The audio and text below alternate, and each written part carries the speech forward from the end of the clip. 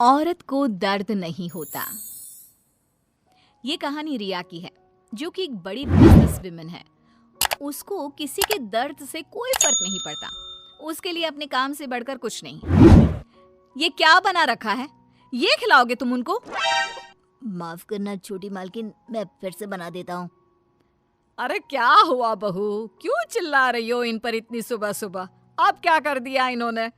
Mummy जी, अभी दोपहर को मेरे बहुत ही इम्पोर्टेंट गेस्ट आने वाले हैं और इनका खाना ऐसा है बेस्वाद। अगर ये खाएंगे तो क्या सोचेंगे? इनको अभी के अभी नौकरी से निकाल दो। मुझे ऐसे लोग काम पर नहीं चाहिए जिनको ठीक से काम करना नहीं आता। अरे लेकिन बहू, ये बहुत सालों से हमारे लिए काम कर रहे हैं, ऐसा कैसे निकाल दे?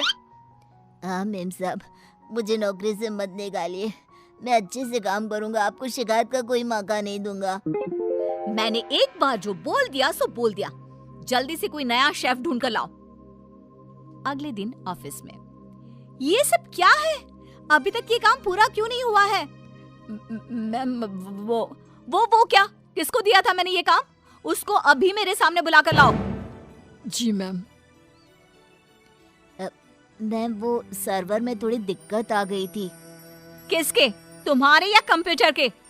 वो मैम, बात यह है कि जितना वक्त तुम आज मुझे समझाने में जाया कर रहे हो ना, उतना वक्त अगर तुमने कल इस काम को करने में किया होता तो आज ये पूरा हो जाता। तुम्हें नौकरी से निकाला जाता है।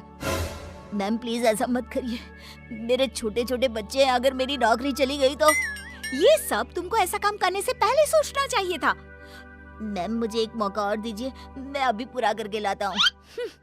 ये जो मौका था, यही तुम्हारा आखिरी मौका था जो तुमने गंवा दिया। मैं और कुछ नहीं सुनना चाहती। मेरी कंपनी में तुम जैसे कामचोरों के लिए कोई जगह नहीं है। तुम्हें इस नौकरी से निकाला जाता है। शाम को घर पर, मैंने सुना आज तुमने फिर किसी को नौकरी से निकाल दिया। अरे हमारी पॉलिसी है ना, हमारी कंपनी लोगों के इमोशंस का भी ध्यान रखती है। इमोशन कुछ नहीं होता। कमजोर होते हैं वो लोग जो ऐसे काम करते हैं। और नौकरी से निकाल दिया तो इस पे कोई नई बात नहीं। जिस तरह घर को साफ करने के लिए गंदगी बाहर फेंकनी पड़ती है, उसी तरह कंपनी को आगे बढ़ाने के लिए यूजलेस लोगों को कंपनी से बाहर निकालना पड़ेगा। तुम लोगों की तुलना गंदगी से कैसे कर सकती हो? जिस स्पीड से तुम लोगों को निकालती हो, मुझे डर है कि किसी दिन कंपनी के सभी लोग ही ना निकल जाए। फिक्र मत करो, ऐसा कभी नहीं होगा। ऐसी बड़ी कंपनी में काम करने के लिए लोग तरसते हैं। जिनको नौकरी लग जाए वो खुशी से पागल हो जाते हैं। तो ऐसी कंपनी कभी खाली हो ही नहीं सकती। वैसे भी मुझे किसी की इमोशन से कोई लेना देना नहीं है। लेकिन बहू, तेरे स्वभाव को देखकर लगता है कि जरूर खाली होगी।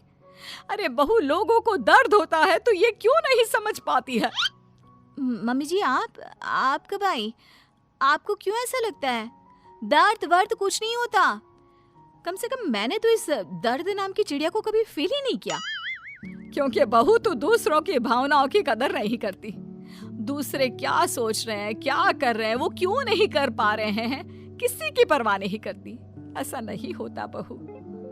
तो मम्मी जी, आप कह रही हैं कि मैं दूसरों के पर्सनल कामों के लिए अपना काम रोक दूं और उनसे उनका दुखड़ा सुनूं? हाँ बताओ भाई, क्या हुआ?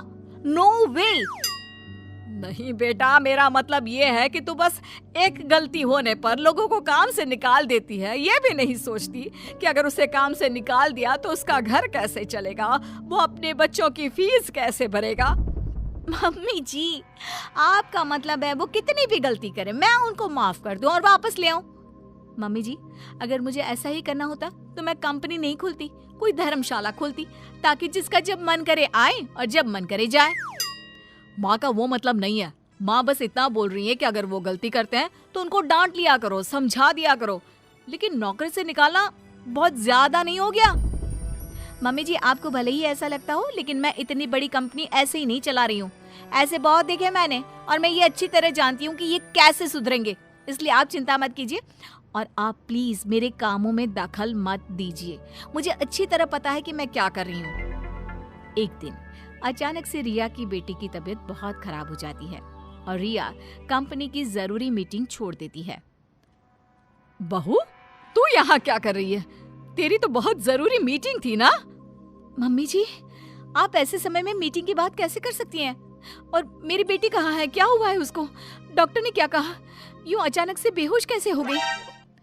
उसका बीपी लो हो गया था, जिसकी वजह से वो चक्कर खाकर गिर पड़ी और उसको थोड़ा बुखार भी है। अच्छा हुआ, कोई ज्यादा घबराने वाली बात नहीं है, मैं तो डर ही गई थी। और बहू तेरी मीटिंग, उसका क्या हुआ? तुझे तो भारी नुकसान हो गया होगा। होने दीजिए मम्मी जी, मेरे लिए इस वक्त मेरी बेटी से बढ़कर कुछ भी नहीं है। ऐसी मीटिंग्स तो फिर आती रहेंगी। लेकिन बहू, कुछ दिनों पहले तुमने ही कहा था कि किसी के निजी काम के लिए तुम्हारा काम नहीं रुकेगा, तो फिर ये सब क्या है? मम्मी जी, आपको क्या हो गया है? ये किसी का भी निजी काम नहीं है, ये मेरा अपना निजी काम है। वही तो बहू, जब तुम्हारा काम था तो तुम सब कुछ छोड़कर यहाँ आ गई, और तुम चाहती हो कि दूसरों के घरों में कितनी भी परेशानी दिक्कत आ जाए, वो उसको छोड़कर अपने काम को पहली ड्यूटी समझे। लेकिन वही चीज अगर तुम्हारे साथ हो तो तुम अपनी पहली जिम्मेदारी अपने परिवार की तरफ समझती हो, उसके बाद तुम्हारा काम। ये कैसी नाइंसाफी है? उनके साथ तुम करो तो ठीक और वो करे तो गलत। आप सही कह रही हैं मम्मी जी, मैंने ये बात कभी समझी ही नहीं। अब तो समझ गई ना? अब से उनके साथ कुछ ऐसा मत करना, उनकी भी परेशानी समझने की कोशिश करना। हाँ मम्मी जी, अब मैं सब समझ गई हूँ। मुझे अपनी गलती का एहसास हो गया है। शायद सही कहते हैं लोग, जब तक वही दर्द आप खुद ना झेलो तब तक आप दूसरे के दर्द का अनुमान नहीं लगा सकते। मुझे ये देखकर अच्छा लगा बेटा कि तुम्हें बहुत जल्दी अपनी गलती का एहसास हो गया।